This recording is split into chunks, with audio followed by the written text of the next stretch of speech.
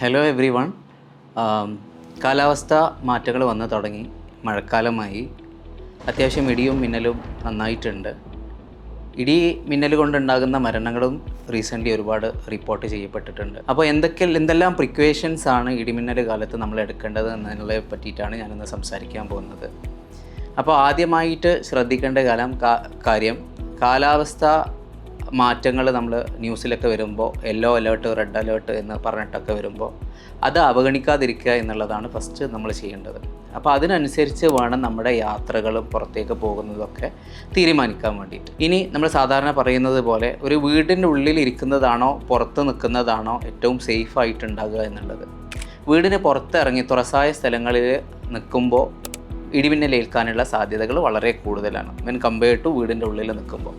അപ്പോൾ പൊതുവേ പുറത്ത് നിൽക്കുമ്പോൾ ഒരുപാട് ആളുകളില്ലാത്ത ഏരിയയിൽ നിൽക്കുമ്പോൾ, കുന്നിൻ മുകളിൽ നിൽക്കുമ്പോഴൊക്കെ ഇടിമിന്നലേൽക്കാനുള്ള സാധ്യതയുണ്ട്. പ്രത്യേകിച്ച് മഴക്കാലമാണ്. കുട്ടികളൊക്കെ കളിക്കാനിറങ്ങും, മഴവെള്ളത്തിൽ കളിക്കാനിറങ്ങും, ഫുട്ബോൾ കളിക്കാനിറങ്ങും. മഴവെള്ളം അല്ലെങ്കിൽ വെള്ളത്തിനോട് ചേർന്നിട്ട് നിൽക്കുമ്പോൾ ഇടിമിന്നലേൽക്കാനുള്ള സാധ്യതകൾ വളരെ കൂടുതലാണ്. അപ്പോൾ അതുകൊണ്ട് വെള്ളത്തിൽ നിന്ന് മാറി നിൽക്കാൻ പ്രത്യേകം ശ്രദ്ധിക്കുക. ഇനി ചില ആളുകൾക്കൊരു പ്രവണത ഉണ്ടാവും, പുറത്ത് ഇടിമിന്നലൊക്കെ ഏൽക്കുന്ന സമയത്ത് വലിയ മരങ്ങളുടെ താഴേക്ക് ഓടിയിട്ട് അവിടെ നിൽക്കുന്നൊരു പ്രവണത ഉണ്ടാവാറുണ്ട്. അങ്ങനത്തെ കേസുകളിലും വലിയ മരങ്ങളുടെ ചോട്ടിൽ നിന്നിട്ട് ഉണ്ടാകുമ്പോൾ ഇടിമിന്നൽ ഏൽക്കാനുള്ള സാധ്യത തുറസായ സ്ഥലങ്ങളിലേക്കാളും കൂടുതലായതുകൊണ്ട് പ്രത്യേകിച്ച് ഇങ്ങനെയുള്ള സന്ദർഭത്തിൽ വലിയ മരത്തിൻ്റെ താഴെ ആശ്രയിക്കാതെ നിൽക്കുക. ഇനി ഒരുപാട് പേര് കൂട്ടം ചേർന്ന് നിൽക്കുന്നതാണെന്നുണ്ടെങ്കിൽ ഒരാൾക്ക് ഇടിമിന്നലേറ്റ് കഴിഞ്ഞാൽ കൂടെ ഉണ്ടാകുന്ന ആളുകൾക്ക് പോലും ഇടിമിന്നലേൽക്കാനുള്ള സാധ്യതയുണ്ട്. അപ്പോൾ പ്രത്യേകിച്ച് തുറസായ സ്ഥലങ്ങളിൽ നിൽക്കുന്നതാണെന്നുണ്ടെങ്കിൽ സെപ്പറേറ്റ് ആയിട്ട് നിൽക്കാൻ നോക്കുക. ഉയർന്നു നിൽക്കാതെ ചെറുതായിട്ട് ചുരുങ്ങിയിട്ടൊക്കെ നിൽക്കാൻ വേണ്ടിയിട്ട് ശ്രമിക്കുക. ഇനി വീടിൻ്റെ ഉള്ളിലേക്ക് വരുമ്പോൾ അതിന് മുമ്പൊരു കാര്യം പറയാനുള്ളത്, നമ്മൾ എപ്പോഴും ബൈക്കിലൊക്കെ റൈഡ് ചെയ്യുമ്പോൾ ഇടിമിന്നലേൽക്കാനുള്ള സാധ്യതകൾ തുറസായ സ്ഥലങ്ങളിലാണ് പ്രത്യേകിച്ച് സാധ്യത കൂടുതലാണ്. പക്ഷേ ഒരു മരച്ചുവട്ടിലാണോ ഒരു കാറിൻ്റെ ഉള്ളിലാണോ ഏറ്റവും സുരക്ഷിതം എന്ന് ചോദിച്ചാൽ തീർച്ചയായിട്ടും കാറിൻ്റെ ഉള്ളിൽ ഇരിക്കുന്നത് തന്നെയാണ് ഇടിമിന്നലേൽക്കാതിരിക്കാൻ സാധ്യത കുറവ് ഉണ്ടാവുക. അപ്പോൾ ഇനി ഈ പുറത്ത് നിൽക്കുന്ന സമയത്ത് ഇടിമിന്നൽ വരുന്ന സന്ദർഭങ്ങളിൽ പ്രത്യേകിച്ച് വീടിൻ്റെ ഉള്ളിലേക്കോ അല്ലെങ്കിൽ ഒരു ക്ലോസ് സ്പേസിൻ്റെ ഉള്ളിലേക്കോ കയറാൻ വേണ്ടിയിട്ട് നോക്കുക. ഇതൊക്കെ പറഞ്ഞു കഴിഞ്ഞാലും വീടിൻ്റെ ഉള്ളിലായാലും ഒരു ബിൽഡിങ്ങിൻ്റെ ഉള്ളിലായാലും ഇടിമിന്നലേൽക്കാനുള്ള സാധ്യത കംപ്ലീറ്റ് ആയിട്ട് നമുക്ക് തള്ളിക്കളയാൻ കഴിയില്ല.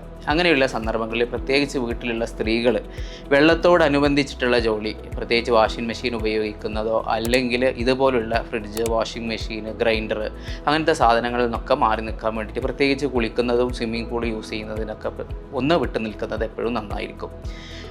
എപ്പോഴും ചോദിക്കുന്ന ഒരു ചോദ്യമാണ്, നമ്മൾ ഫോൺ ചെയ്യുന്ന സമയത്ത് മൊബൈൽ ഫോൺ യൂസ് ചെയ്യുമ്പോൾ ഇടിമിന്നലേൽക്കാനുള്ള സാധ്യതകളുണ്ടോ എന്നുള്ളത്.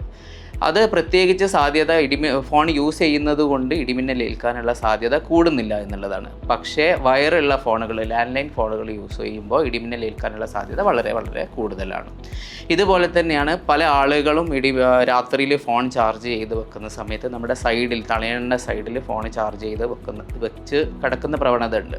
അപ്പോൾ പ്രത്യേകിച്ച് ഇടിമിന്നലുണ്ടാകുന്ന സന്ദർഭങ്ങളിൽ അങ്ങനെ ചെയ്യാതിരിക്കുക, കാരണം ഫോൺ പൊട്ടിത്തെറിക്കാനൊക്കെ ഉള്ള സാധ്യതയും കൂടുതലായിട്ടുണ്ട്. ഇതൊക്കെയാണ് വീടിൻ്റെ ഉള്ളിൽ എന്തൊക്കെ ശ്രദ്ധിക്കേണ്ടതെന്നുള്ള കാര്യങ്ങൾ. ഇനി ഒരാൾക്ക് ഇടിമിന്നലേറ്റു, അങ്ങനെയുള്ള ആളുകൾക്ക് എന്തൊക്കെ പ്രഥമ ശുശ്രൂഷ കൊടുക്കുക എന്നുള്ളത് നോക്കാം. ഇടിമിന്നലേറ്റ ആളുകളെ എത്രയും പെട്ടെന്ന് ഹോസ്പിറ്റലിൽ എത്തിക്കുക എന്നുള്ളതാണ്. പക്ഷേ ചില ആളുകൾ വന്ന് പറയാറുണ്ട്, ഇടിമിന്നലേറ്റ ആളുകളുടെ ശരീരത്തിൽ വീണ്ടും ഷോക്ക് ഉണ്ടാവും, അതുകൊണ്ട് തൊട്ട് കഴിഞ്ഞാൽ അവർക്കും ഇടിമിന്നലിൻ്റെ ആ ഒരു ലക്ഷണങ്ങൾ വരാനുള്ള സാധ്യതയുണ്ട് എന്നൊക്കെ പറയാറുണ്ട്. നമ്മൾ സാധാരണ ഒരു വയറിന്ന് ഇലക്ട്രിസിറ്റി ഏൽക്കുമ്പോൾ നമ്മൾ കണ്ടക്റ്റ് ചെയ്യാത്ത സാധനങ്ങൾ വെച്ച് പ്ലാസ്റ്റിക്കൊക്കെ വെച്ച് തട്ടിയിട്ട് മാറ്റിയിട്ടാണ് മറ്റു കാര്യങ്ങളൊക്കെ CPR ഒക്കെ കൊടുക്കുക. പക്ഷേ ഇടിമിന്നലേറ്റ ഒരാളിൽ നിന്നും തിരിച്ച് ഇങ്ങോട്ടേക്ക് കിട്ടാൻ സാധ്യത ഇല്ലാത്തത് കൊണ്ട് തന്നെ എത്രയും പെട്ടെന്ന് ഇടിമിന്നലേറ്റ ആളുകൾക്ക് പ്രഥമ ശുശ്രൂഷ നൽകാൻ വേണ്ടിയിട്ട് ശ്രമിക്കണം. CPR പോലുള്ള പ്രഥമ ശുശ്രൂഷ നൽകാൻ വേണ്ടിയിട്ട് ശ്രമിക്കണം. ചില ആളുകൾ ഇടിമിന്നലേറ്റ് കഴിഞ്ഞാലും ഫുൾ ബോധാവസ്ഥയിലൊക്കെ ഉണ്ടാവും. അങ്ങനെയുള്ള ആളുകളെ പലപ്പോഴും ഹോസ്പിറ്റലിൽ എത്തിക്കാറില്ല. പക്ഷേ തീർച്ചയായിട്ടും ഇതുപോലെ സംഭവിച്ച ആളുകളെ ഹോസ്പിറ്റലിൽ എത്തിക്കണം. കാരണം എന്താണെന്ന് വെച്ച് കഴിഞ്ഞാൽ ഇടിമിന്നലായി എന്ന് വിചാരിച്ച് ശരീരത്തിലൂടെ ഇടിമിന്നലിൻ്റെ ഇലക്ട്രിക് കറണ്ട് പാസ് ചെയ്യുന്ന സമയത്ത് മസിലുകളിലൊക്കെ ഡാമേജ് ഉണ്ടാകാം. ഈ മസിലുകളിലെ ഡാമേജ് ബാധിച്ച് പതുക്കെ അത് കിഡ്നിയെ ബാധിക്കുകയും പൊട്ടാഷ്യം കൂടുകയും ശരീരത്തിൽ മയോഗ്ലോബിൻ്റെ അളവൊക്കെ കൂടിയിട്ട് ഹൃദയസ്തംഭനം അല്ലെങ്കിൽ ഹൃദയത്തിൻ്റെ മിടിപ്പ് ക്രമം തെറ്റിയിടിക്കാനൊക്കെയുള്ള സാധ്യതകൾ വളരെ കൂടുതലാണ്. അപ്പോൾ എത്രയും പെട്ടെന്ന് ഈവൻ മുറിവില്ലെങ്കിലും ഹൃദയസ്തംഭനം വന്നില്ലെങ്കിലും അല്ലെങ്കിൽ ബേൺസ് ആയിട്ടൊന്നും കാണുന്നില്ലെങ്കിൽ പോലും എത്രയും പെട്ടെന്ന് ഹോസ്പിറ്റലിൽ എത്തിക്കാൻ വേണ്ടിയിട്ട് ശ്രമിക്കുക.